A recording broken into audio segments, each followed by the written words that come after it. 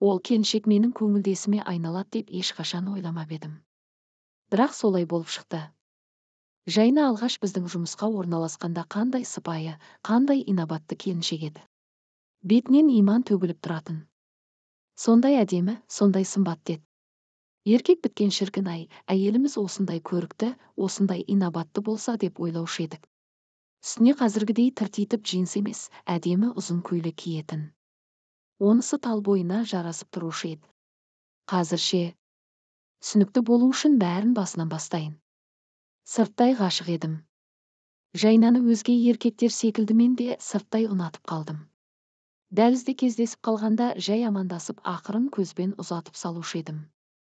Көрікті келіншектің түп-түзу, жұп-жұмыр аяғы, екі жаққа ойната тастайтын бөксесі еркекті өзіне тартпай тұрмайтын.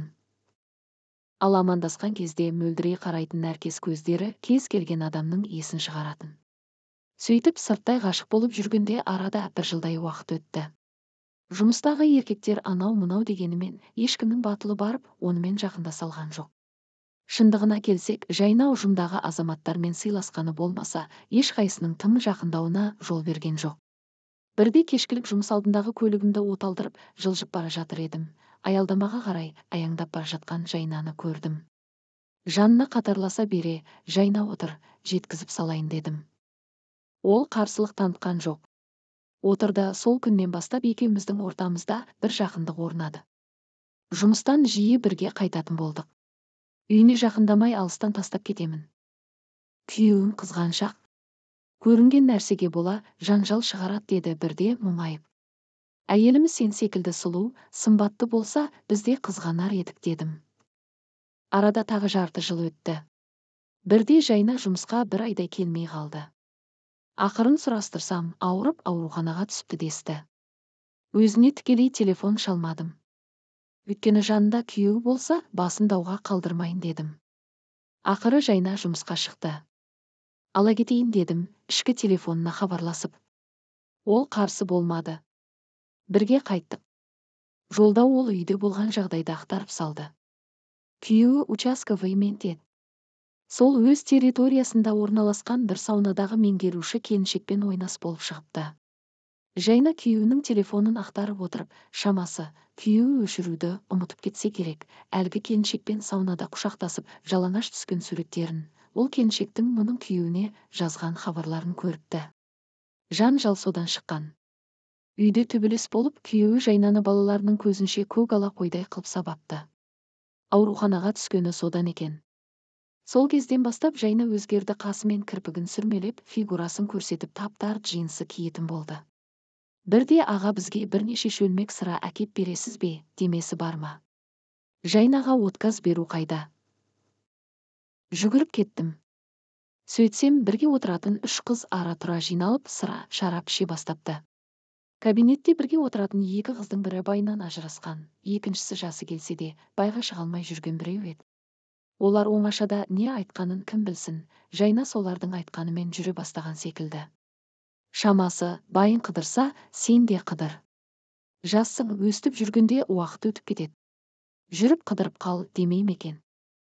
Жайна бұрын ұжымда болатын отырыстарға келмейтін. Келе қалса, кішкентай қызын ертіп келіп, ерте қайтып кетуші еді. Қазір өзгерді.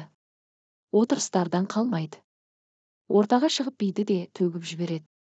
Сондай бір сыра ішіп қызған күні бірге қайттық. Қыстың күні еді. Қас қарайып кеткен. Оны-мұны айтып келе жатып бір қалтарысқа тоқтадым. Ол үндемеді. Өзің сезіп жүрген шығарсың. Сен маған қатты ұнайсың деп оны қолынан ұстап өзіме тартым.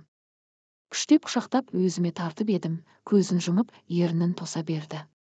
Ар жағы түсінікті.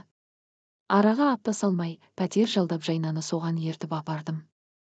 Күйеуімнің көзіне шөп саламын деп ешқашан ойламап едім. Өткендегі жағдай қатты әсер етті. Қазір күйеуіммен бірге тұрғаныммен оған деген сезімім суып кеткен. Ол қанша кешірім сұрап, төсекте аймаласа да, оған деген сезім жоқ. Ол мен үшін бөтен адам секілді деді, менімен құшақтасып жатып. Тағы бірде, күйеуімнен алмаған ләззатты сізден алдым. Еркекпен жақындасудың мұндай керемет екенін бұрын сезбеппін деп шынын жайып салды. Ақыры Жайна екеуміз көңілдес болып түндік жұмыста ешкімге білдірмеу үшін алыстан амандасқанымызбен қайтарда машина ішінде құшақтаса кетеміз.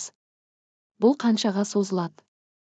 Білмеймін, Жайна екеуміздің оңашада кездесіп жүргенімізді байқап қалған кейбір жігіттер. Байқашы, қызғаншақ күйеуі бір күні аңдып жүріп атып. Ондайда расында шошып қаламын. Бірақ жаным, саған ешқандай еркек жетпейді деп көліктің артқы орындығында отырып, өзі құшақтап, мені шешіндіре бастағанда бәрін ұмытып кетемін.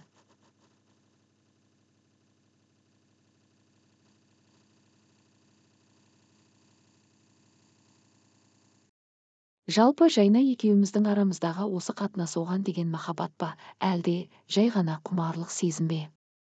Соны түсіне алмай жүрмін. Ал Жайна екеуі де бар дейді.